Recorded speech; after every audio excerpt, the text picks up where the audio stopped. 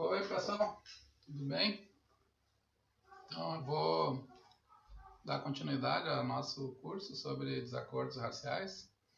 Eu sou o professor Flávio, do Departamento de Filosofia da UFSM, e na aula de hoje eu vou falar sobre os desacordos que têm surgido na literatura e também no espaço público sobre o valor da raiva no ativismo antirracista.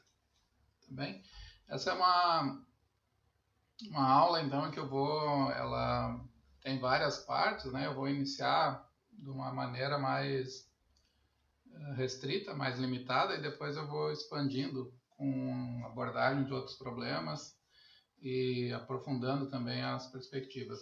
O que eu vou fazer hoje, principalmente, é caracterizar uma certa... apresentar primeiro assim, a concepção do que tem sido dito sobre a raiva, como ela é compreendida, e uma certa concepção bastante rudimentar, eu diria até um pouco ingênua e de pouca consistência, não é, que tem sido defendida em relação à raiva, e que eu vou depois mostrar que tem no ativismo, né, e depois eu vou mostrar que tem outras análises que são muito mais consistentes e interessantes. Então, eu dividi a aula ou pelo menos concebi ela como tendo três objetivos, né, que o primeiro é caracterizar o que é a raiva e as suas dimensões, então, que são os componentes, né, o que está incluído dentro dessa emoção. Depois, apresentar as teses fundamentais da abordagem progressista e da abordagem conservadora sobre a raiva na luta antirracista.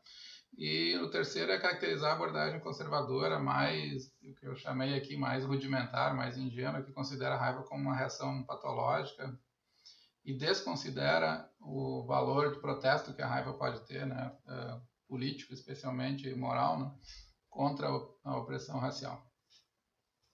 Antes de iniciar, só um pequeno ponto aqui para lembrar que a discussão sobre a raiva está dentro de um domínio, né, do debate sobre o racismo, que é no modo como ele tem sido investigado aqui na nossa disciplina, né, que é a dimensão afetiva, né? E mesmo em relação a essa dimensão afetiva existe discordância. Então, né, tu tens, assim, existe um conjunto de emoções que são disparadas por processos de opressão racial. Uma das emoções mais contundentes e que mais tem sido chamada a atenção é a raiva, né? Mas aí a discussão, então, afinal, a raiva é algo bom, né, em relação a conflitos e como parte da luta e dos movimentos, digamos assim, de destruição, né, de estruturas de opressão racial. Ela é uma emoção que tem um papel positivo, ela deve ser evitada, né, como estratégia afetiva, né?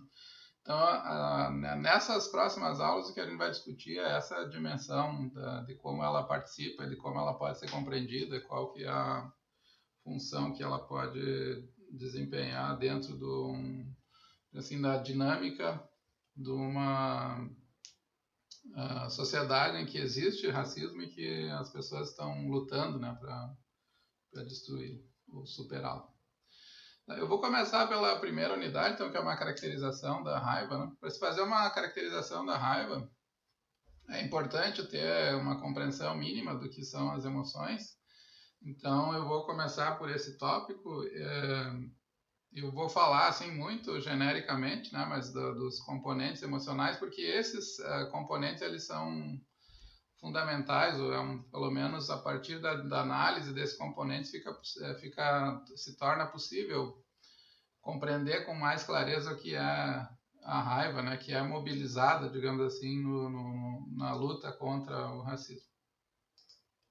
Então, emoções são estados afetivos intencionais, humanos, né? Emoções elas não são simples espasmos, simples respostas, elas se dirigem a algo, né?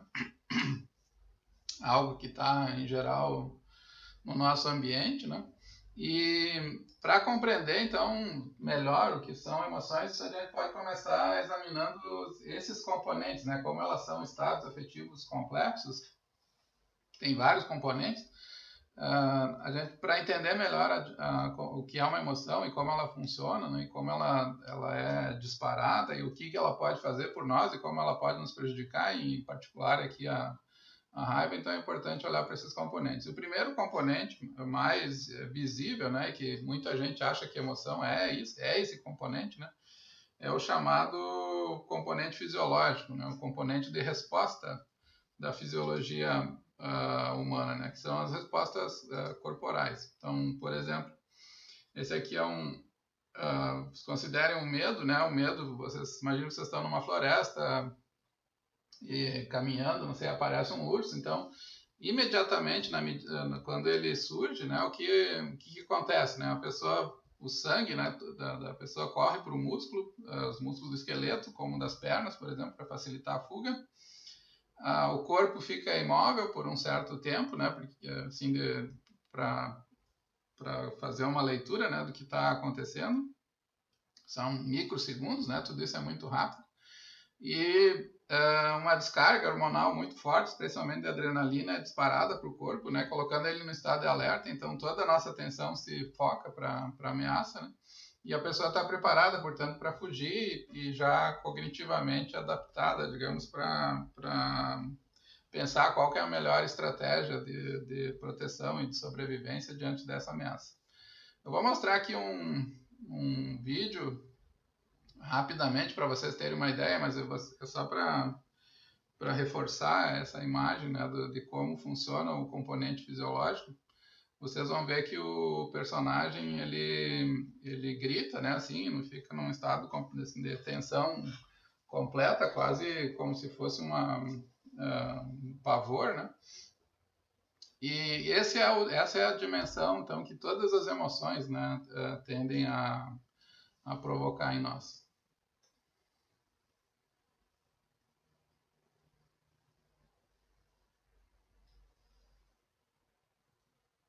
O nosso consultor de TI, que é membro do programa Dell Expert Network, é peça fundamental na tecnologia da Galápagos, orientando...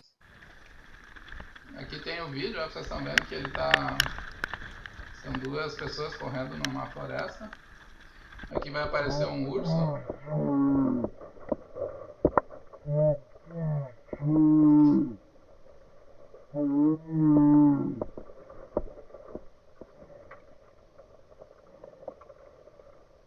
Babaca! Stój! Stój!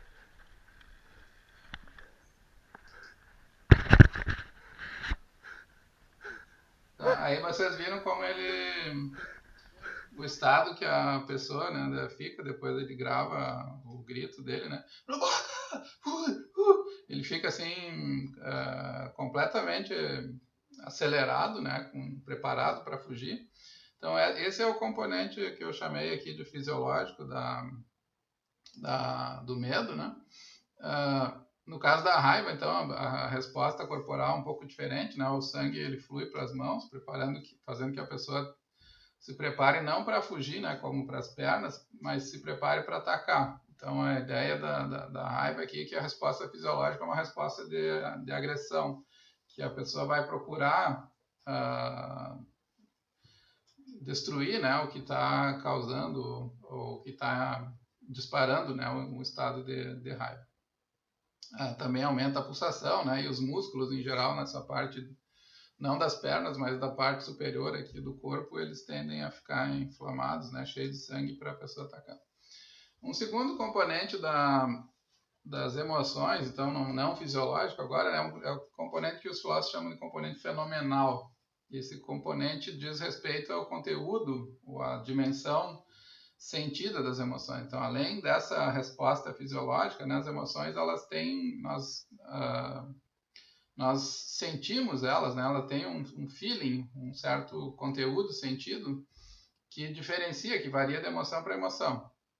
Então, no caso do amor, por exemplo, o amor é experimentado como uma emoção calorosa, né, a pessoa se sente feliz, gosta, né, da sensação, é uma sensação prazerosa. A raiva, ao contrário, ela tende a vir acompanhada da sensação de dor, né? É uma experiência, ela tem valência, né, que se chama, né, de negativa, hedônica negativa, né? Não é um estado de prazer, então a raiva é um estado de dor. O medo, né, tende a ser sentido como um certo frio, né? Outros estados, como a alegria, tem uma sensação de expansão. Então, o conteúdo de sentido, ele envolve as sensações fisiológicas, mas ele tem também alguns sentimentos, né, que estão envolvidos na emoção, que são sentimentos de natureza psíquica, não necessariamente os sentimentos só corporais, né? Então, na depressão, por exemplo, a pessoa fica... a sensação é de peso, assim, né, que o mundo tá amassando, né, a pessoa, ela não consegue... ter reação, né, assim, e fica encolhida, né? Portanto, tem essa fenomenologia da emoção diz respeito principalmente à afetividade, né? Como nós sentimos, e sentir aqui tem tanto ligação com o corpo quanto com uma certa afetividade psíquica, né? Deixa eu só aumentar aqui que ficou na... também emoções têm um terceiro componente, eu já falei do componente fisiológico, do componente fenomenal. O terceiro componente é comportamental, que é a resposta na ação, digamos assim, que as emoções provocam. Então, o medo geralmente provoca, como está na foto ali, né? A pessoa, imagina que tem um assaltante ou alguém que está querendo te dar um tiro, não sei, tu precisa fugir, então a resposta corporal é correr. Mas as outras emoções têm resposta diferente, né? Se vocês amam alguém, o que vocês fazem? Vocês espiam a pessoa, vão atrás da pessoa, né? Então o desejo sempre é de aproximação, de ficar junto, né? Algumas pessoas não conseguem, né, aceitar a separação, né? Por isso, então elas querem e ficam rondando, né, quem elas amam. E a raiva, a reação comportamental geralmente é uma reação de atacar, de destruir, né? De procurar eliminar a fonte da raiva, né? Que é quem provocou, disparou o sentimento na pessoa. Um quarto componente aqui é o componente intencional. As emoções, elas não só elas têm uma fisiologia, uma fenomenologia, tem um componente comportamental, elas são ditas, né, estados intencionais, elas são como percepções, por exemplo, elas mostram, né, representam, elas estão para algo fora de nós, né? Se eu estou diante de um objeto azul, né, eu vou ver, né, algo como sendo azul, e se eu estou com raiva, então eu vejo, né, a raiva me representa, ela indica, né, ela aponta para algo que não é o próprio sujeito, né? Geralmente as emoções são reativas, né? Elas vêm de avaliações, alguma análise, digamos assim, que se faz, um mapeamento que se faz do nosso ambiente. Então, vocês podem dizer que as emoções, geralmente a intencionalidade das emoções é explicada dizendo que elas estão para algo, né? E esse algo é um objeto particular, em geral, né? Eu tenho medo do cachorro, tenho raiva do vizinho, amo meu filho, mas elas também, como o componente, digamos assim, que é revelado e que é responsável pela resposta emocional, ele pode ser aplicado a vários objetos, né? Se diz que as emoções têm um objeto, então, não só particular, mas a intencionalidade das emoções diz respeito a um objeto formal. Esse objeto formal seria aqui, então, uma propriedade avaliativa geral, né? Por exemplo, no caso da raiva, é a ofensividade, né? Eu fico com raiva tanto de cachorros quanto de vizinhos, porque todos eles me ofendem, né? Me agridem, me causam dano de algum modo. Ou no caso do medo, né? O objeto formal aqui é a ameaça, é o perigo, né? Eu posso sentir medo, então, de avião, de aranhas, de cachorros, de sapos, não sei. Os objetos particulares são diferentes, mas o objeto formal é sempre o mesmo, é sempre a ideia de periculosidade ou de ameaça, né? Então, a dimensão intencional ela é satisfeita, digamos assim, ela indica que as emoções são ligadas a objetos particulares, mas não é propriamente o objeto, né, que explica a emoção, mas é o objeto formal dela, né? Então, como é que a gente poderia definir emoções de uma maneira geral? A gente pode dizer que elas são fenômenos complexos, porque elas não são estados, né? Não é como um pensamento, né? Que tem uma natureza, digamos assim, singular, né? As emoções combinam diferentes componentes, são fenômenos são moldados pela evolução e pela cultura, que envolvem reações fisiológicas, comportamentais, certos sentimentos, e uma intencionalidade que responde, no caso das emoções, pela dimensão cognitiva, pela apreensão e leitura do mundo, né? Essa é uma definição formal, assim, às vezes que ela não é muito indicativa, muito informativa, mas dá para vocês utilizarem assim, para compreender esses diferentes componentes, né? Não existe emoção, portanto, tem uma discussão enorme daí na filosofia das emoções, que é o problema do todo-parte, né? Um problema levantado pelo Jesse Prinz, né? Então, afinal, se as emoções elas são compostas por esses diferentes aspectos ou esses diferentes componentes, né? Qual deles é a emoção, né? É a fisiologia, é o aspecto comportamental. E aí existem diferentes doutrinas, né? Tem abordagens cognitivistas, abordagens não cognitivistas sobre as emoções. E essa discussão, então, da natureza das emoções, em particular da natureza da raiva, você não vê, ela tem implicações para a discussão sobre a raiva no racismo, né? Porque dependendo como se entende a raiva, né, vocês vão ver que fica mais difícil fazer uma defesa da plausibilidade desses estados emocionais em processo de mudança social, como, por exemplo, combater injustiças, né, combater a opressão. Então, agora eu vou passar para a raiva propriamente dita. O que é a raiva, né? A definição clássica, uma das definições mais importantes e que tem sido usada assim, como ponto de partida até hoje, né, por vários filósofos, embora essa concepção seja diferente, né, de como nós entendemos a raiva atualmente. Ela foi dada pelo Aristóteles na retórica. O Aristóteles define a raiva então como um desejo acompanhado de dor. É um desejo de vingança percebida, né, em razão de uma desconsideração percebida em relação ao indivíduo ou seu próximo, vinda de pessoas das quais não se espera uma desconsideração. Então, vocês vejam aqui que tem vários componentes, eu separei para mostrar. Deixa eu ver se está aqui. Então, ele chama atenção para componentes fenomenais, né, que é o aspecto físico da dor e arrebatamento, né, próximo do transe, da loucura. Alguns filósofos enfatizam, né, esse aspecto que a raiva ela é a mais cruel, digamos assim, a mais brutal das emoções, porque ela invade assim de maneira descontrolada, né, quem é tomado pela raiva. Ela tem aspectos comportamentais que o Aristóteles enfatiza, né, e essa é uma das principais discordâncias que tem em relação à definição que ele oferece, que se é intrínseco, digamos assim, a raiva, a ideia de vingança, né? Alguns autores têm tentado mostrar que a raiva, como a Amia Srinivas, que eu vou falar nas próximas aulas, ela tem tentado mostrar que é possível pensar a raiva não mais hoje, né, como essencialmente vinculada, né, a um desejo de vingança, mas pensá-la mais próxima da ideia de indignação. E também o Aristóteles menciona os aspectos cognitivos, né, como eu falei. Então, ela tem uma intencionalidade cognitivamente. Aqui, o que é a intencionalidade da raiva, né? É um juízo avaliativo de que algo profundamente errado contra si mesmo, né? Ou contra alguém próximo a nós.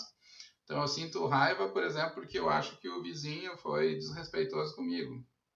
Ou eu sinto raiva porque um vizinho do meu pai ofendeu a ele, então isso me machucou e, portanto, eu fiquei com raiva desse vizinho, que não é meu vizinho, né, mas porque ele atacou, ou criticou, ou falou mal de alguém que é próximo a mim, alguém que eu valorizo ou gosto, e que é importante para mim.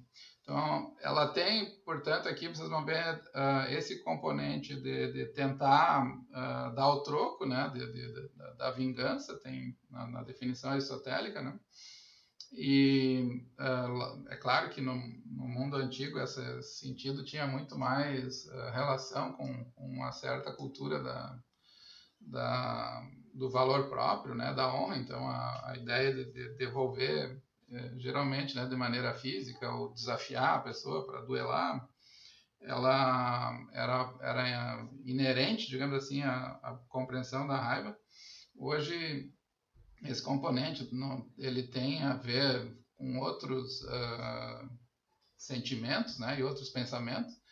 A Martha Nussbaum fala, por exemplo, do exemplo em relações interpessoais, quando um casal se separa, por exemplo, a parte que foi traída, né, pensa assim que deseja, né, que o novo casamento ou a vida futura da pessoa seja tão ruim, né, quanto a pessoa realmente é, né, que ela tenha o mesmo tipo de... Então, o desejo de vingança aqui não é necessariamente um desejo de realizar um plano, né, ou matar a pessoa, assassinar, sei lá, mas ele envolve fazer com que a pessoa passe pela dor que quem foi agravado, né, quem teve algum dano sentiu. Esses dois, então, tanto o componente comportamental e cognitivo são os mais importantes, né, no caso da definição aristotélica, e eles têm ainda até hoje alguns tentando chamar atenção, né, para uma tentativa de isolar esse componente da vingança, ou da retribuição, mas se tem defendido também, né? Acho que é a visão mais padrão, assim, dentro da discussão sobre raiva, é que não tem como eliminar esse componente de um desejo de dar o troco, né? Ainda que ele seja tênue, né? Através do sistema de justiça, através de pensamentos, né? Sobre a pessoa, mas esse é um componente fundamental, e sem esse componente a raiva é descaracterizada, não é mais raiva, né? E o componente cognitivo, então, ele tem o componente esse comportamental e tem o componente cognitivo, que daí é, de fato, também essencial, né? E senão a raiva desaparece, que é avaliar o ato, a situação, né, que disparou a raiva como sendo errado, injusto, né, de algum modo importante para nós. Eu vou apresentar para vocês aqui só para ilustrar. Então, uma das concepções agora que tem gerado muita discussão, vocês vão encontrar vários artigos na literatura, é da Martha Nussbaum, né? Ela diz que os atos que disparam raiva, eles resultam em um juízo avaliativo de dano intencional e relevante a algo significativo para o nosso próprio eu ou de alguém próximo, né? Então, ela faz uma revisão, digamos assim, né, partindo da definição aristotélica, ela tenta interpretar essa dimensão cognitiva, né? A Nussbaum é uma cognitivista, né? Ela tende a pensar as emoções essencialmente como juízos, né? E aqui o juízo, nesse caso, é um juízo avaliativo que representa, e o importante para ela é que as emoções são sempre vinculadas a uma concepção geral de felicidade, né, do sujeito. Ela se vale da psicologia das emoções do Richard Lazarus, e ela diz então que a emoção de raiva, que nesse caso, né, ela identifica, ela faz uma avaliação da situação e o agente interpreta aquela situação como danosa, né, um dano de magnitude para a felicidade dele mesmo. Então, não é qualquer cortar um dedo, por exemplo, né, que me faz ter raiva, né? A raiva ela tem a característica cognitiva de ser disparada quando eu considero que uma pessoa ofendeu ou produziu, ou uma situação, né, produziu um dano de magnitude, né, como ela chama, um dano grave. Então, eu monitoro, né, o mundo, digamos assim, através da raiva, e esse monitoramento me mostra que em algumas situações, né, e o racismo aqui, sem dúvida, é uma delas, né, então, o que a pessoa fez é uma ofensa à minha dignidade, é parte da minha identidade, a minha raça é parte da minha identidade. Quando a pessoa faz um xingamento racista, assim, eu não tenho como evitar sentir raiva, porque ele está... eu avalio nessa situação como ofendendo profundamente assim os meus ideais eu sou uma pessoa, né, como qualquer outra. Então a ofensa nesse sentido ela tem a raiva, né, nesse sentido ela mostra que a ofensa é eu vejo, né, aquele tipo de rebaixamento, digamos assim, aquele tipo de dano como um dano que não deveria existir, que eu não posso aceitar, né, que eu devo e portanto reagir, né, e mostrar para a pessoa que o que ela fez é algo que não deveria ser feito. Aqui tem a Marta, eu vou citar para vocês uma passagem dela, ela define a raiva como qual é o tipo de avaliação que a raiva faz, né? Ela diz que né, as avaliações e crenças envolvidas na raiva são feitas de um ponto de vista do agente e registram as próprias visões do agente acerca daquilo que importa na vida, em vez de algum conjunto de valores distantes ou impessoais. Então a raiva sempre ela é uma avaliação como a gente diz, né, que está ligada essencialmente ao centro dos valores, né, que o sujeito considera importante para si mesmo, para preservadores da sua dignidade, né, da sua identidade, que condizem com aquilo que ele se importa, né, em relação a si, as pessoas com quem ele se importa. Então, vocês vão ver, por exemplo, que algumas pessoas, se você falar para elas assim, sei lá,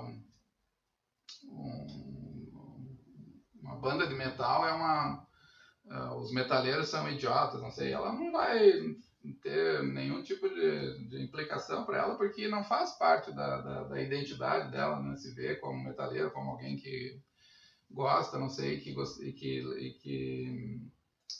tem apreço, né, e portanto trabalha com isso, né, e que lutou por isso, não sei, ajudou o que conhece, o que dedicou boa parte da vida. Mas se a pessoa é alguém que se importa, obviamente esse tipo de declaração vai gerar um estado de profunda, né, às vezes muito grande, assim, e às vezes a pessoa nunca consegue esquecer, né, ela fica com rancor por muito tempo, porque ela foi atacada num componente que é fundamental, que é central para vocês podem chamar assim, né, de uma ideia do eu, né, que ela formulou para si mesma.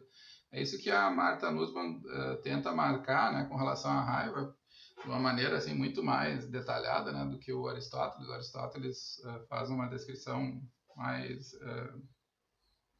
protocolar assim para as finalidades dele, né? Então ela tenta mostrar que é como é que a gente pode pensar esse componente avaliativo da raiva. E então ela diz, mesmo quando a raiva e a indignação é despertada por coisas distantes, como a injustiça política, as emoções só ocorrem pois elas foram incorporadas como preocupações numa concepção pessoal do que é importante na vida. Se essa incorporação, se essa internalização não ocorresse, sem essa estrutura de preocupação, a emoção surgiria e desapareceria imediatamente. Então, ela não teria o papel que ela tem no comportamento, não teria esse papel de disparador, né, de projetos de vingança, de ajuste de contas, né, com aqueles que nos ofenderam. Então, se vocês considerarem esse componente, então fica fácil também de entender por que a raiva é tão discutida, né, no domínio das questões raciais, né? Essa aqui é a Audre Lorde, né? Ela diz num artigo clássico dela, que eu esqueci agora o título, ela diz assim, né, que o racismo é a crença na superioridade inerente de uma raça sobre todas as outras e por meio e através disso, então é o direito à dominação manifesto e implicado. Mulheres respondendo ao racismo. E aí ela fala dela, né, esse é o texto clássico dela, minha resposta ao racismo é a raiva. Né? Então vocês estão vendo aqui que ela condensa, né, numa só frase, né? Ela diz como você responde ao racismo? Eu respondo com raiva. E aqui, a colocação, né, dessa emoção, ela não é simplesmente uma declaração de que a pessoa sente raiva, né, quando percebe o racismo. Né? Tem muito mais coisa, digamos assim, nessa frase curta aqui, né, críptica dela. Ela o que ela está dizendo é que a raiva é um mecanismo de avaliação de injustiça e que a resposta dela é uma resposta de raiva, então significa que ela coloca o racismo no grupo das emoções que são profundamente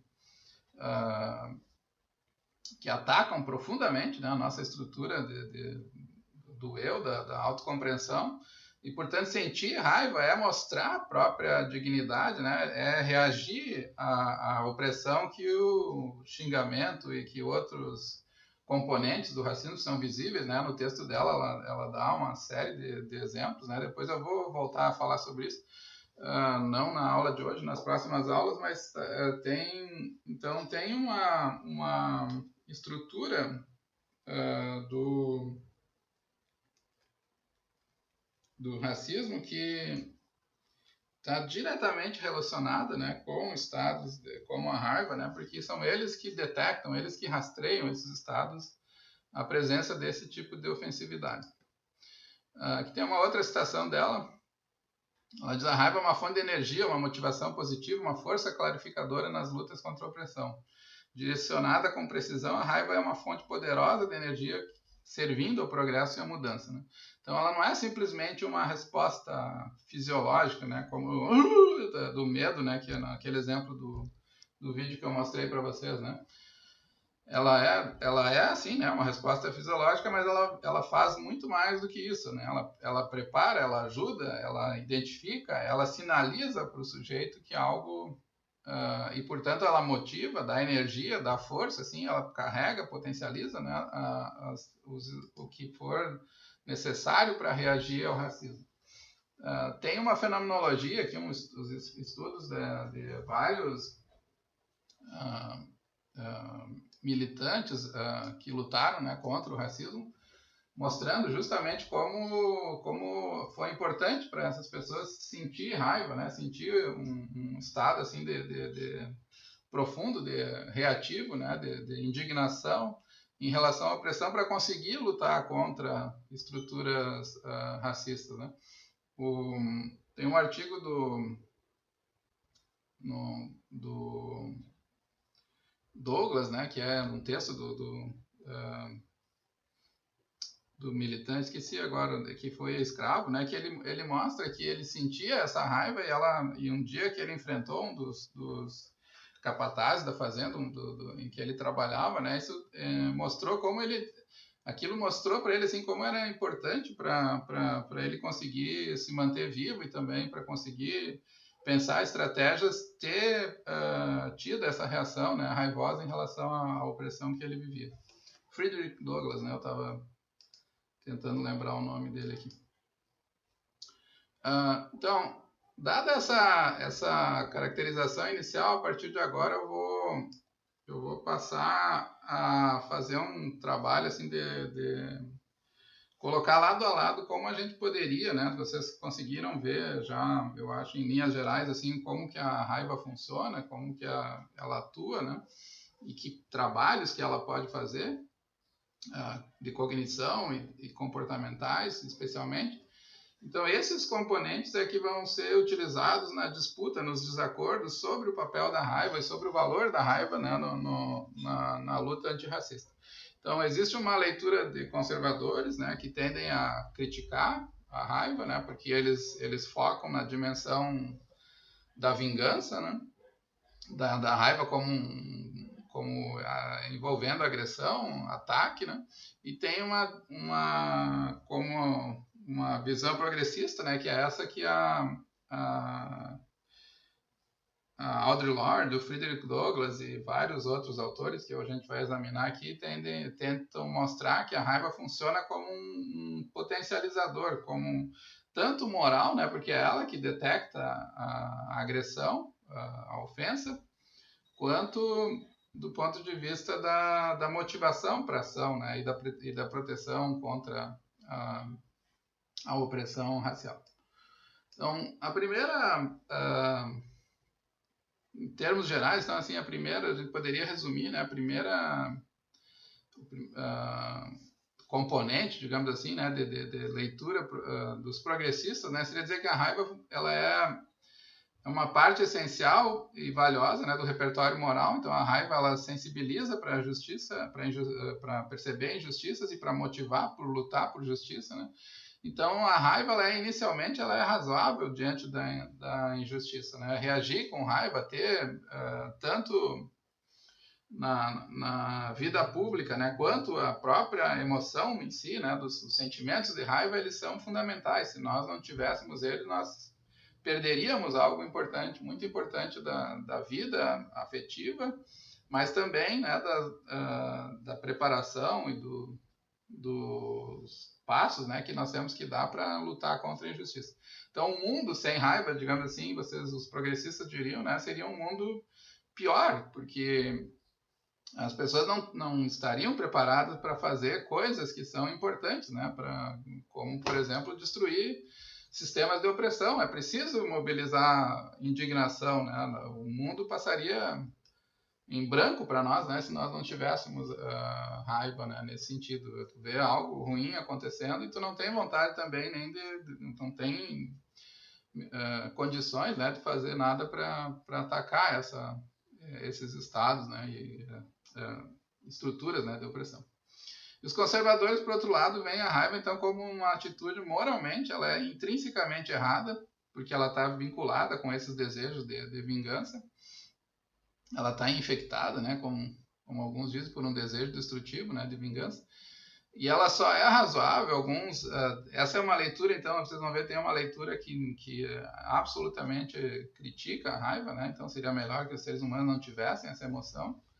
Mas tem outras versões um pouco mais moderadas, né, que dizem que ela é importante como um impulso inicial, mas que ela tem que imediatamente, né, dar lugar a sentimentos reconstrutivos, que focam não no ato passado, né, na ofensa que me foi dirigida, né, como o vizinho que veio aqui na minha porta e me dizendo que eu tinha que fazer com o meu cachorro e que me deixou com raiva, né?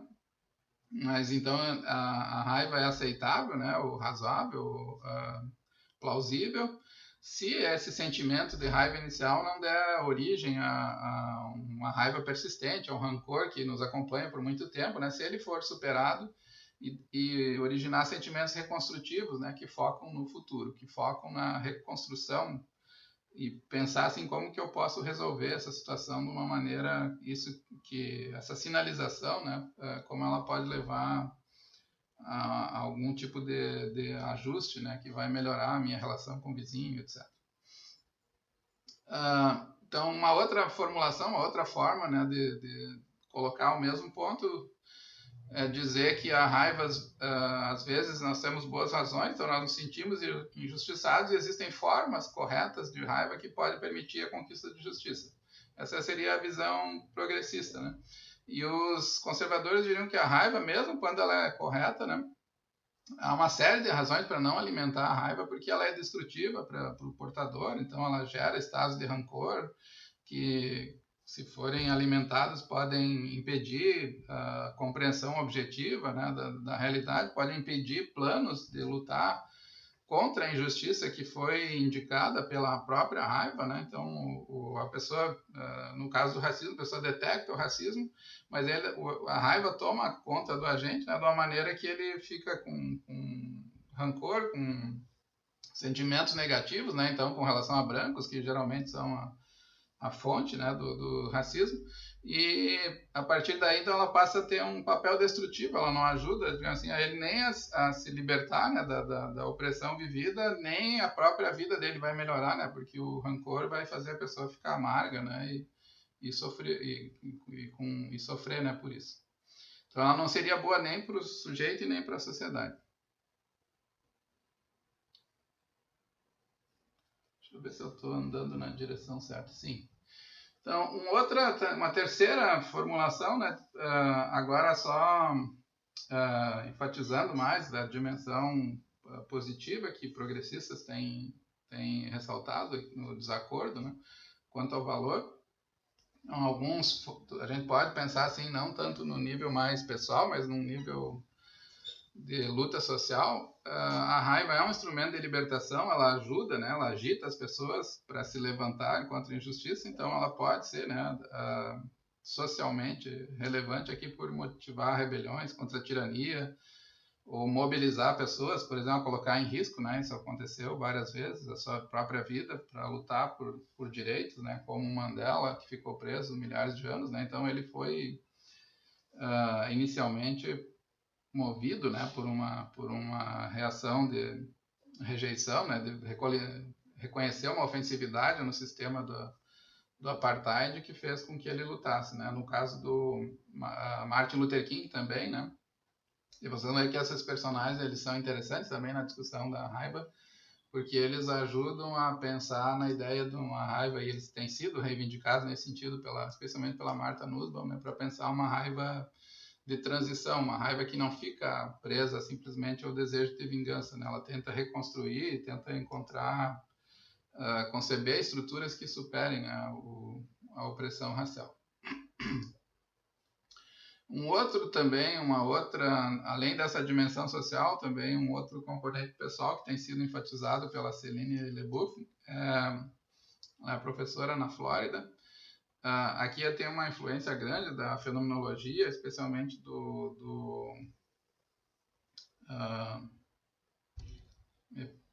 eu tenho uma péssima memória para nomes.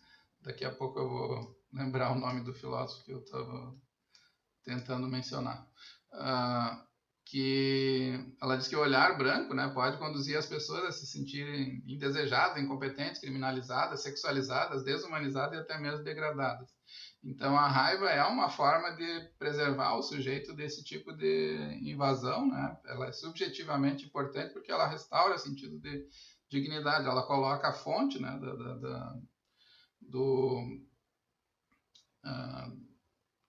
do sentimento, né, fora do sujeito, né? Então essa representação, né, que o próprio olhar oferece, ela não é relativa a mim, né? Ela é relativa a um sujeito racista, né? Então eu me ofendo com o que ele diz e percebo que esse tipo de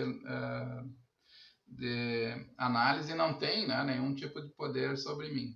Esse tipo de olhar, né, não tem papel objetivante, né? É uma representação distorcida, então a raiva me protege desse tipo de situação. Eu também vou voltar a falar sobre a Céline aqui.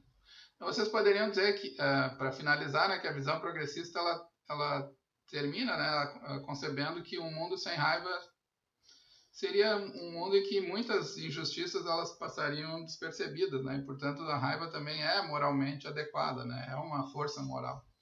Ela é uma força pessoal, uma força moral, uma força social, né, porque ela ajuda a mobilizar mecanismos, é uma força política, porque ajuda a destruir sistemas tirânicos, né? Então, análise progressista tende a ver na raiva um grande potencial, né, de luta, não só em si mesma, mas também pelos efeitos que ela produz, né, na luta contra a injustiça.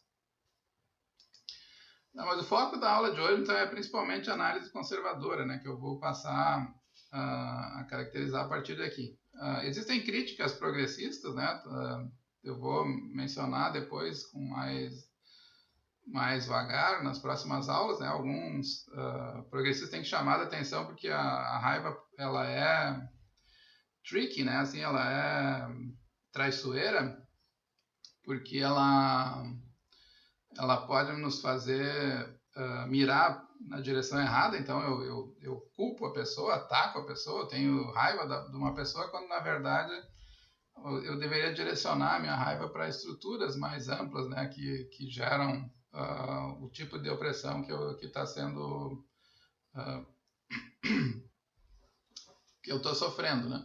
E também ela pode ser mal atribuída, né? Às vezes a pessoa enxerga, né, uma situação de ofensividade, quando na verdade ela está mal, né? Então ela não, às vezes no caso do racismo, né, isso pode levar algumas pessoas a dizerem que a pessoa adoece, né? O radar emocional dela não funciona mais adequadamente, então ela acaba vendo, né, ofensas em situações que não são ofensivas, né? Porque a repetição de experiência de sofrimento faz com que ela fique hipersensível, né? Então, também tem críticas, né, progressistas que tendem a mostrar que não dá para levar, digamos assim, ao pé da letra todo tipo como algo objetivo, né, todas as indicações de situações em que nós reagimos com raiva. O Jess Prince, né, faz um artigo recente, ele faz algumas ponderações nesse sentido.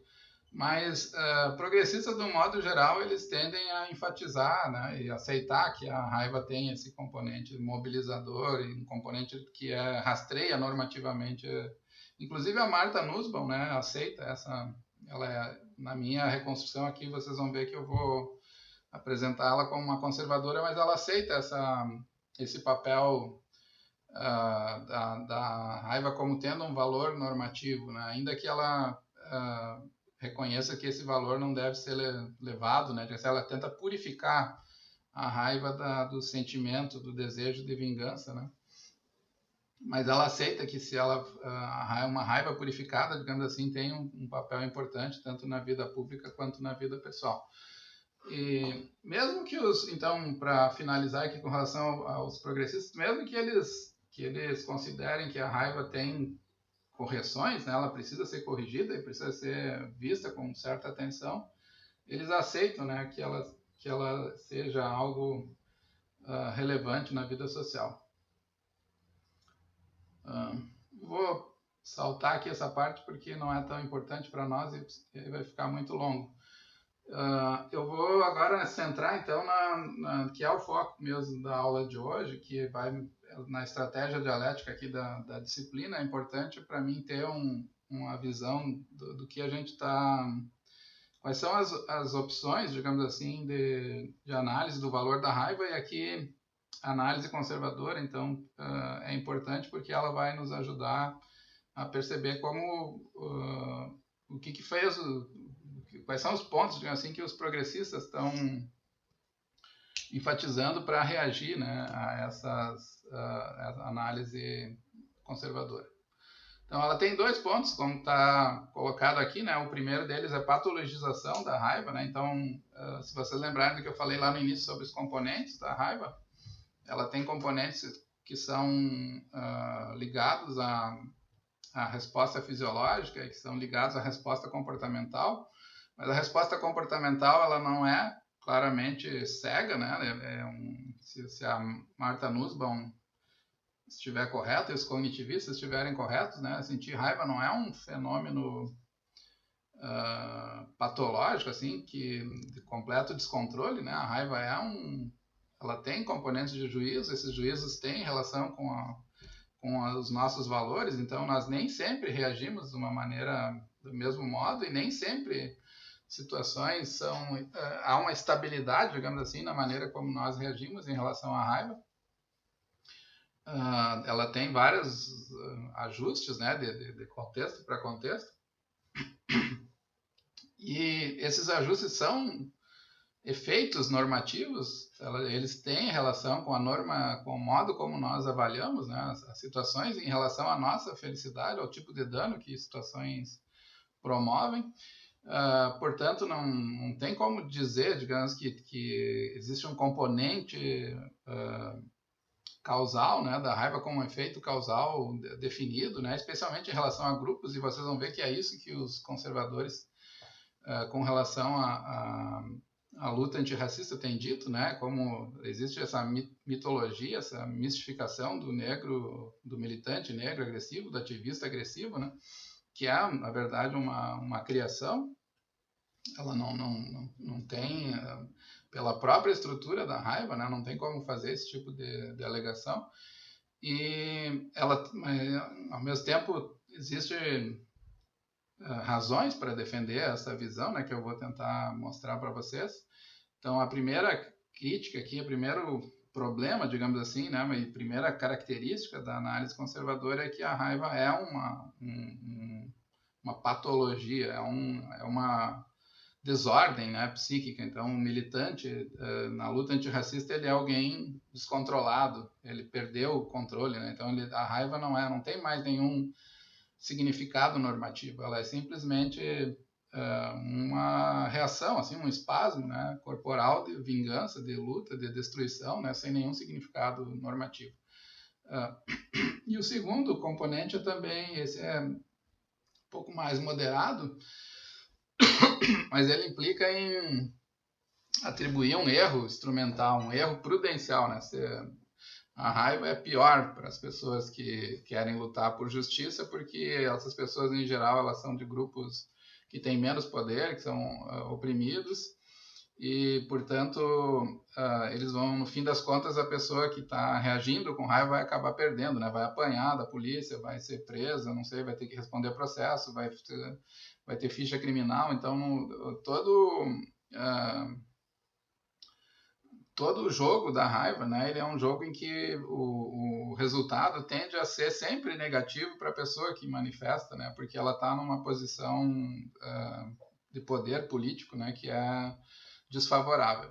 Essa é uma crítica, eu acho, que conservadores têm feito, mas aqui eu estou colocando como conservador, porque a crítica eu acho que ela tem fundamento, mas eu estou colocando ela como um argumento conservador, porque esse argumento instrumental ele tem sido mobilizado por conservadores em favor de uma espécie de controle social. Ele não tem sido usado aqui, então a ideia de uma falha instrumental é que conservadores mobilizam isso para justamente deslegitimar, né, e enfraquecer, digamos assim, ou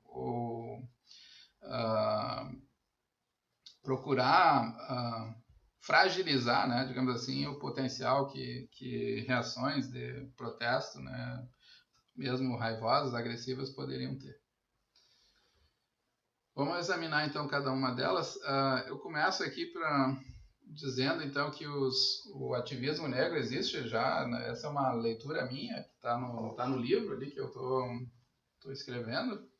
Eu defendo isso, né, que existe uma espécie de senso comum conservador contemporâneo aqui no Brasil, já está se formando esse consenso conservador, assim, lamentável, né, na minha opinião, que é pensar, por exemplo, que os militantes negros, ativistas negros, são ativistas agressivos, são ativistas raivosos. Então, eles têm sido divulgada essa imagem, que eu chamo aqui de uma imagem perigosa, né, de que os ativistas negros têm uma disposição à agressividade e a reações raivosas. Por que essa é uma imagem perigosa? Primeiro, né, porque ela distorce, né, a dimensão afetiva. Ela dá uma compreensão, oferece uma compreensão injusta de como a afetividade funciona aqui, né? Ela transforma a reação raivosa numa patologia, quando na verdade a raiva é um indicador, ela tem um papel normativo aqui. E ela distorce, mas não... Vocês podem dizer assim, mas existem casos patológicos, existe, assim, né? Existem pessoas de todo tipo, mas o que importa para nós aqui é por que isso está fazendo, né? Por que conservadores tendem a ler a raiva nessa direção, assim, de uma mistificação, transforma todo ativista num agente, digamos assim, entre aspas, né, perigoso, um inimigo da sociedade. Alguém que não quer nada construtivo, só quer destruir, né, só quer atacar. Essa aqui tem uma passagem, vou citar para vocês, só para não parecer que eu estou inventando. Essa é uma publicação de um blog de uma antropóloga na Globo, no G1, chamada Ivone Magui. Ela descreve aqui, então, o que interessa para mim não é tanto... E isso eu não vou me posicionar pelo menos não na aula de hoje, né, com relação a isso, porque é uma discussão longa, né, e a gente precisa levar em consideração os argumentos pacifistas que o Martin Luther King, o Mandela, Gandhi, né, e outros grandes revolucionários conceberam, né, para pensar processos de luta contra a opressão, contra a injustiça. Mas aqui nessa análise, né, então vocês vão ver, já tem uma certa tradição de pensamento conservador aqui no Brasil nessa direção. Então, a análise que a Magui aqui faz, ela é uma professora universitária, ela diz assim: um grupo do movimento negro Dandara Guzmão, liderado por um aluno da universidade, invadiu o local, que é um teatro na Universidade Federal da Bahia e instalou um clima de medo e fúria. Com semblantes de ódio, os participantes do coletivo instalaram o terror para, como afirmavam, manifestar seu repúdio ao que denominavam racismo institucional e estrutural da Escola de Teatro da Bahia. Manifestar o que denominava, que ela diz, né, como se, de fato, as universidades e as estruturas, né, sociais, de um modo geral, no Brasil, não fossem já fortemente enviesadas, digamos assim, racialmente. Denunciava a invisibilidade do negro no teatro baiano. Nunca fui agredida, ela continua, né, então eu estou marcando essa citação justamente porque é aqui que aparece, né, a maneira como ela descreve o ativismo, né, negro. Ela diz, nunca fui agredida fisicamente, né, porque supostamente uma professora foi agredida, né, nessa situação. Eu vou voltar a tratar desse caso, né, se não nas aulas, pelo menos no livro, eu vou mencionar com mais detalhe, eu vou tentar fazer uma análise dele, do que ele representa, afinal, esse tipo de ato, né. Mas já fui chamada, ela diz, de genocida por um grupo bem menos raivoso, né? Então ela está aqui fazendo uma descrição do ativismo negro como um ativismo raivoso, né? Das pessoas raivosas. Esse mesmo caso foi analisado pelo Antônio Risério num livro recente dele. Ele diz que os militantes racialistas, descrevendo essa situação, ladrando, espumejando de ódio, implantaram um clima de terror e medo no Teatro Martim Gonçalves. Ladrando e espumejando de ódio, né? Então esse é o perfil, né, que está apresentado aqui como cães, né, que ladram e espumam, né, prontos a atacar, né? Então a imagem conservadora aqui e é óbvio que tem por trás dessa imagem, né, a ideia da raiva e de um certo desejo de vingança, desejo de destruição. Então a raiva aparece aqui como uma patologia, como uma doença, né, da emocional, uma doença afetiva. As pessoas que eu volto a dizer, né, a gente precisa analisar com detalhes. Eu não estou afirmando que apoio, né, atos violentos, mas estou pensando aqui no papel que as emoções desempenham nesse tipo de contexto.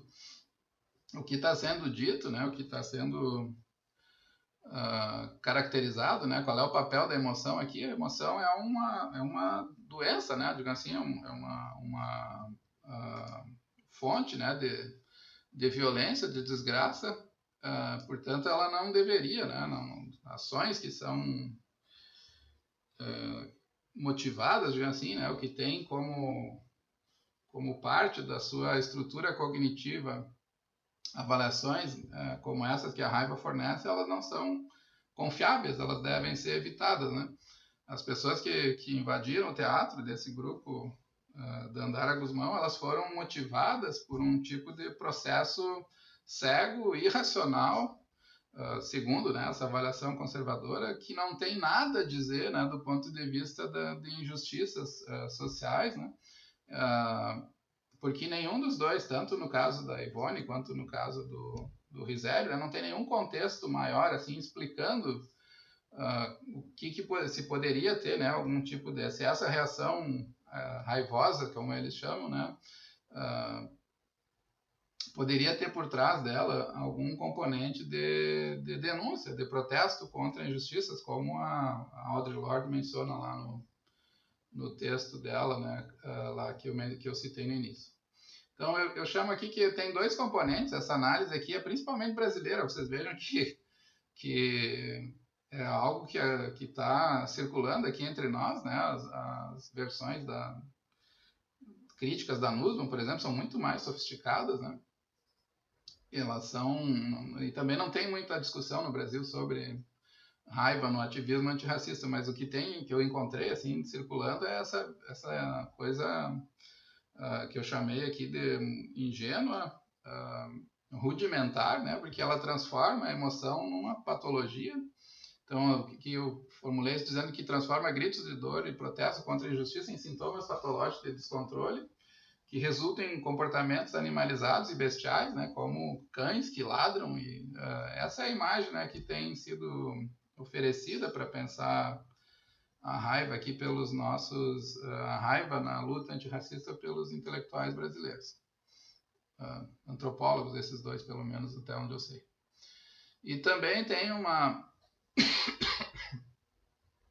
culpabilização da vítima, então, porque o protesto por justiça que ela faz é transformado num espasmo agressivo. Então, aquele que é potencialmente, né, pelo menos, ou virtualmente, alguém que está reagindo a uma injustiça se torna um agressor. Então, eu culpo a vítima, né? Eu digo, é como naquelas descrições clássicas, né, que estupradores dizem, mas ela estava sem... com a saia curta, né? Aqui eu não faço, não é essa... A situação é similar, não digo a mesma coisa, mas digo, mas eles...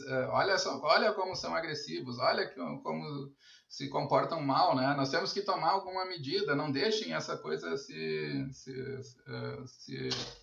espalhar. Então, se cria a mistificação do militante agressivo, do militante negro descontrolado, quando, na verdade, o que motivou, né, ou pelo menos o que está por trás, eu vou insistir no ponto, né? Também não quero ser acusado, né, de defender a violência, né? Mas, do ponto de vista afetivo, né, o que está sendo... Quando se faz uma análise não contextualizada, não iluminada, digamos assim, por uma discussão de fundo, é psicologizar, é simplesmente transformar um protesto normativo num mecanismo causal de descontrole, né, de algumas pessoas, o que é absolutamente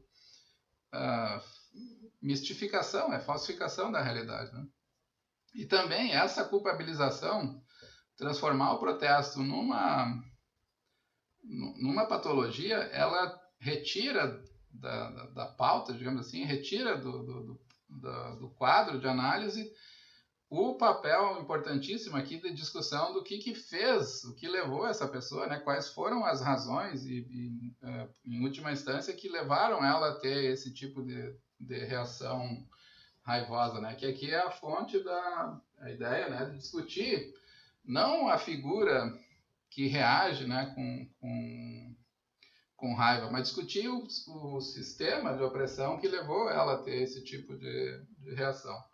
A Misha Sherry diz num artigo bem recente, que está publicado numa coletânea, no Boston Review, ela diz que ela se chama The Most Important Things, né, as coisas mais importantes, que ela sugere, né, que na discussão sobre raiva as perguntas que têm sido feitas são perguntas erradas.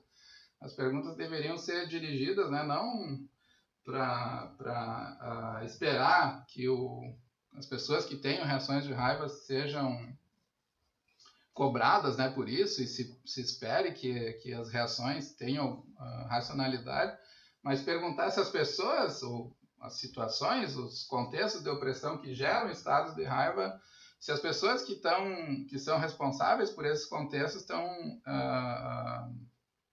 comprometidas em mudar, né, de algum modo, o contexto que originou o estado de raiva ele mesmo. Então, um dos autores aqui que ajuda a pensar o que tem de errado nesse tipo de situação é o Peter Lyman. Ele diz num artigo muito bom que eu encaminhei para vocês. É um artigo de ciência política, não é um artigo de filosofia, mas aqui ele ajuda pelo menos a entender a ideia que está por trás da maneira como conservadores, né, têm reagido a protestos que envolvem agressão, e da maneira como conservadores têm pensado a luta antirracista, né, que envolve algumas estratégias de protesto agressivo, né, pode acontecer. Então, ele diz assim que a estratégia conservadora é desvalorizar o protesto substancial da fala raivosa. Desvalorizar quer dizer não colocar o foco no protesto que está incluído nessa fala, interpretando a fala como uma perda de controle emocional, que vocês viram que é como tem sido apresentado, pelo menos, essa situação que ocorreu lá na Bahia. E como um potencial prelúdio à violência, né? Então tem sempre também um certo sentido de ameaça, assim, né? Agora vai ter uma chacina, não sei, a universidade vão virar uma ditadura, né? Militantes negros, né? Como alguns intérpretes também têm defendido. Tem essa foto aqui do Peter Lai, mas eu fiquei em dúvida se é ele mesmo. Mas ele, nesse mesmo artigo, ele completa o que ele estava dizendo, afirmando que a raiva, em particular, é criticada porque disse que ela manifesta uma visão de mundo presunçosa que procura resolver conflitos mediante atribuição de culpa e exigindo vingança. Apesar de seus méritos, né, ele diz tem, né, componentes corretos, como eu já mencionei lá no início. O problema com essa crítica é que ela é frequentemente usada para culpar a vítima e ignorar as relações sociais, talvez as injustiças, né, que existem, que causaram a resposta raivosa.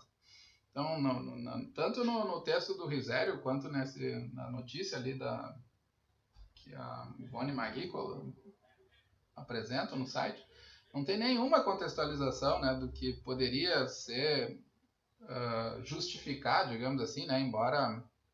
Ou pelo menos explicar, mas não justificar, né? Porque a violência é muito difícil de encontrar qualquer argumento válido, né? Embora algumas pessoas defendam reações violentas, né? Eu não acho que seja possível encontrar uma rota assim, de defesa da violência, mas existe como explicar, né? E tem como lançar o foco aqui, não exigir demais da pessoa que é oprimida, né? Mas exigir de quem produziu o dano, né? E aqui isso é o que menos tem sido feito, né? A crítica psicológica da raiva, então, é uma ideologia, ele diz, né, que justifica a dominação silenciando a voz dos oprimidos, rotulando, né, eles e a raiva como descontrolada, como sentimentalismo, como neurose. Então, eu vou depois voltar a tratar desse ponto, mas para mim é bastante importante esse tipo de percepção, né? Porque mostra que certas críticas à afetividade, certas críticas ao papel da raiva, né?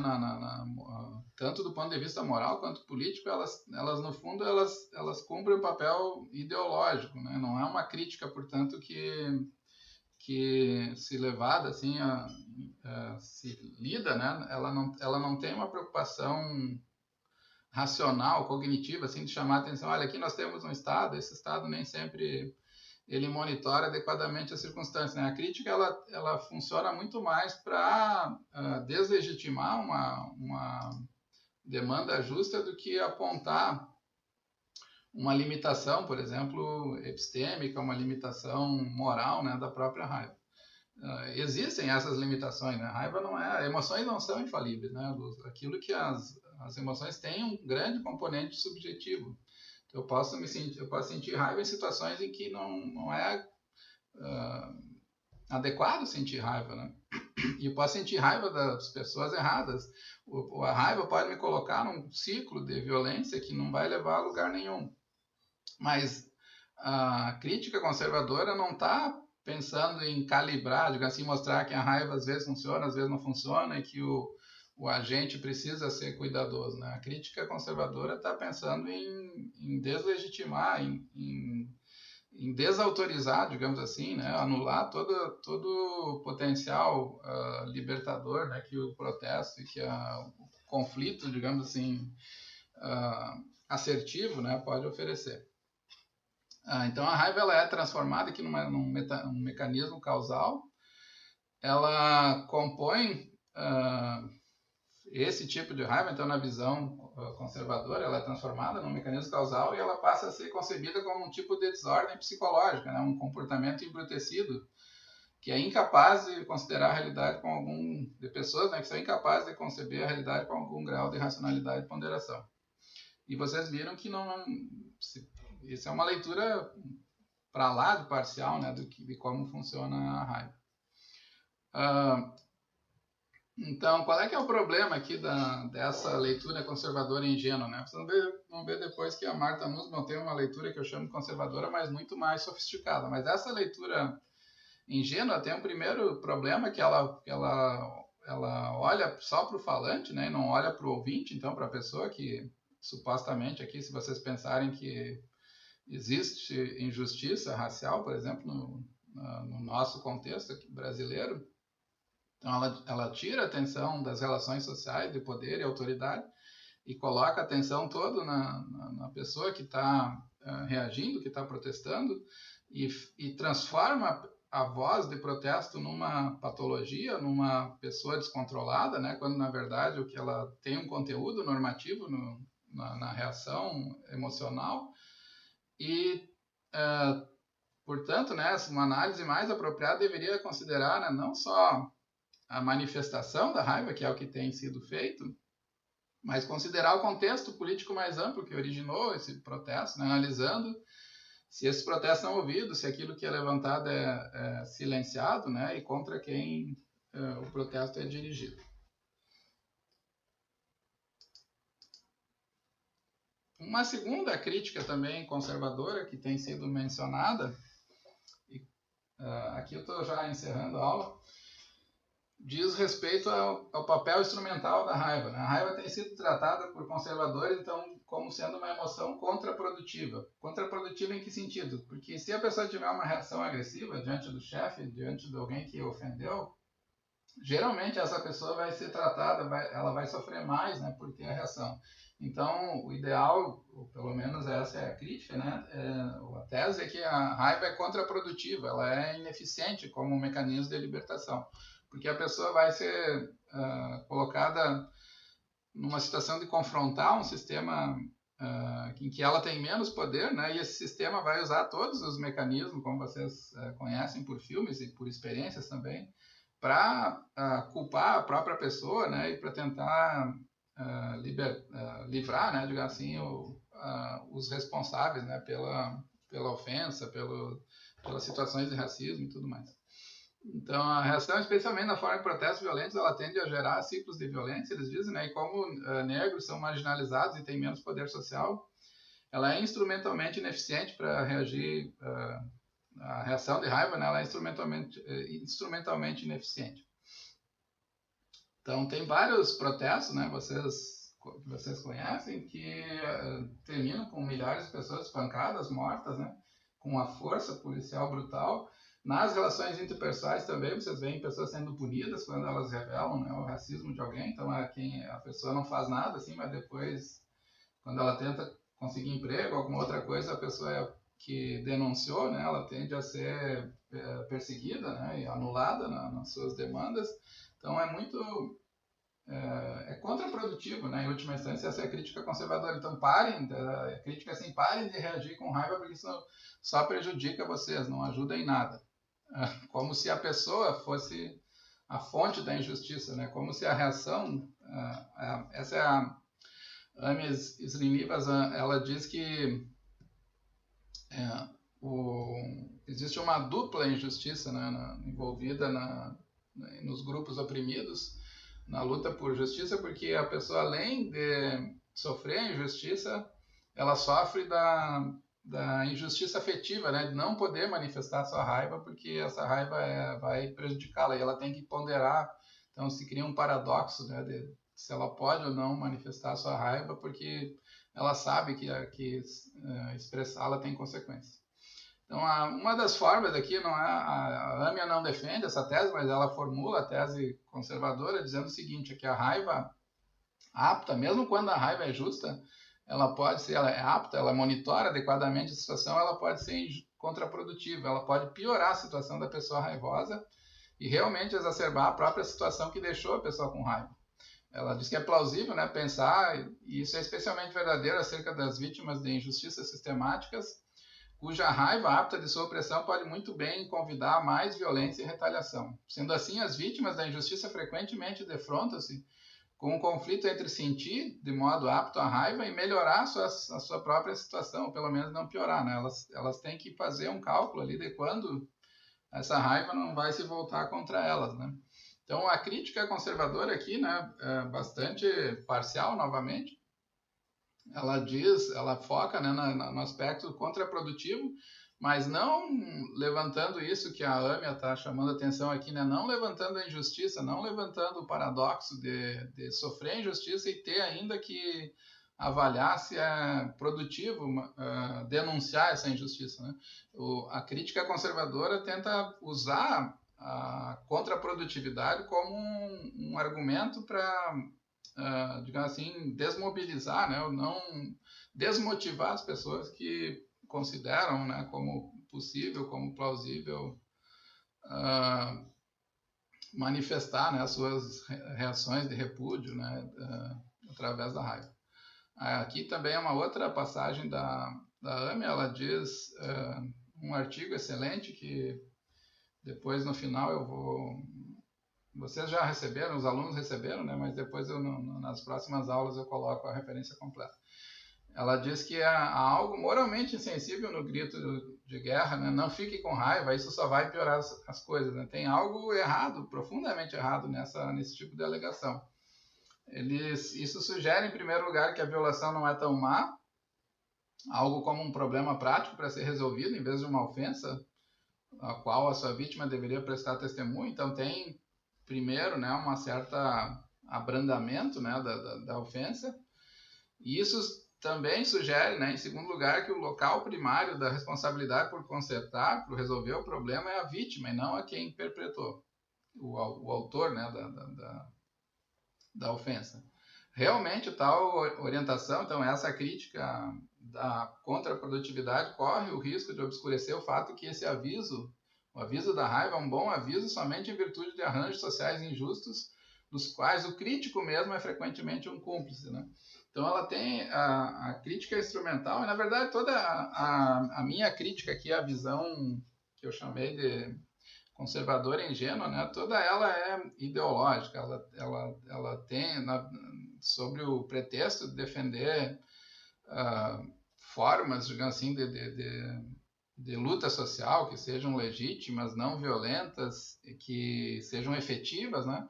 O que ela faz é colocar um ônus muito maior para pessoas que já sofrem, né, injustiça.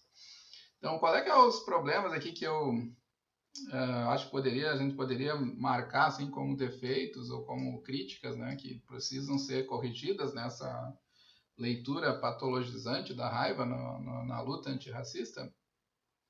Primeiro, antes de avaliar as atitudes e emoções dos militantes negros, seria esperado que esses autores avaliassem, examinassem o contexto que originou esse tipo de atitude.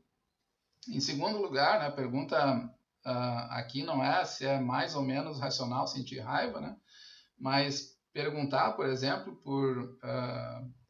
por que as pessoas sentem raiva, né? Não se é racional, se a pessoa está justificado ou tem, mas o que levou, né, a pessoa a expressar, né, estados de raiva, que isso mudaria bastante o modo como a própria análise da emoção, os desdobramentos da análise, né? E também perguntar se brancos, que são, em geral, a fonte do racismo, estão dispostos a aceitar que criaram um ambiente em que minorias são discriminadas e que, portanto, elas vão reagir com raiva, né? E esse é um ponto que eu vou insistir bastante, não aqui, mas no meu livro, especialmente. Todo o discurso, né, de crítico a movimentos identitários, especialmente ao movimento negro, é um discurso focado, né, na vítima e não focado em quem é responsável pelo sistema racista e que não tem feito nada, assim, até onde eu vejo, né, para destruir esse sistema, né, que é injusto e que já não deveria existir há muito tempo. Os problemas, então, da estratégia conservadora, sendo mais preciso, né? Ela foca, então, nos sintomas e não na causa. Então, ela lança o olhar para a resposta agressiva sem perguntar pela causa o que levou essa resposta a surgir. E aí tem toda a descrição, né, que eu mencionei para vocês da raiva como um processo cognitivo que monitora situações de opressão. Então, na medida em que se foca nos sintomas e se ocultam as causas, se deixa de perceber o papel cognitivo da raiva e se apresenta a raiva como um estado patológico, ela alimenta a tendência a promover mitologias raciais, como, por exemplo, a mitologia do militante agressivo. É uma fantasia, né? Não existe essa... Tanto porque existem várias orientações, tem enormes discussões sobre quais são os mecanismos adequados para destruir um sistema racista. E alguns são pacifistas, outros não são, então não é uma verdade, né, que os militantes negros são agressivos. E ela forma, então, essa mitologia patologizando e culpando as vítimas, então tu passa a colocar o rótulo, a pecha de agressivo em quem está, na verdade, procurando ser uma sociedade, um sistema mais justo, e permite que as fontes da injustiça racial fiquem ocultas, né? Não sejam exploradas, né? Então tem um mecanismo ideológico muito... Não é sofisticado, né? Porque isso não é difícil de perceber, essas artimanhas, mas a crítica ela tem uma espécie de aura de boa vontade, de boas intenções, e no fundo o que ela faz é prestar um desserviço, né? Ela acaba favorecendo ou deslegitimando, né, processos que são justos, né, e que deveriam ser defendidos. Eu vou deixar, então, agora, não terminei essa unidade, mas na próxima aula a gente vai ver uma versão conservadora muito mais consistente, muito mais sofisticada, que foi defendida por essa simpática professora Martha Nussbaum, né, num livro que eu recomendo muito a leitura, que é esse Anger and Forgiveness. Eu discordo, assim, né, eu vou tentar fazer críticas à abordagem dela, mas ela tem o mérito, assim, de ter ajudado a oferecer um quadro bastante sofisticado de análise, né, em que ela preserva as dimensões positivas da raiva, né, ela evita isso que eu chamei de patologização, né, de uma leitura psicológica muito simplificada e falsa, né, do modo geral. Tá bom? Um abraço para vocês, até o nosso próximo encontro.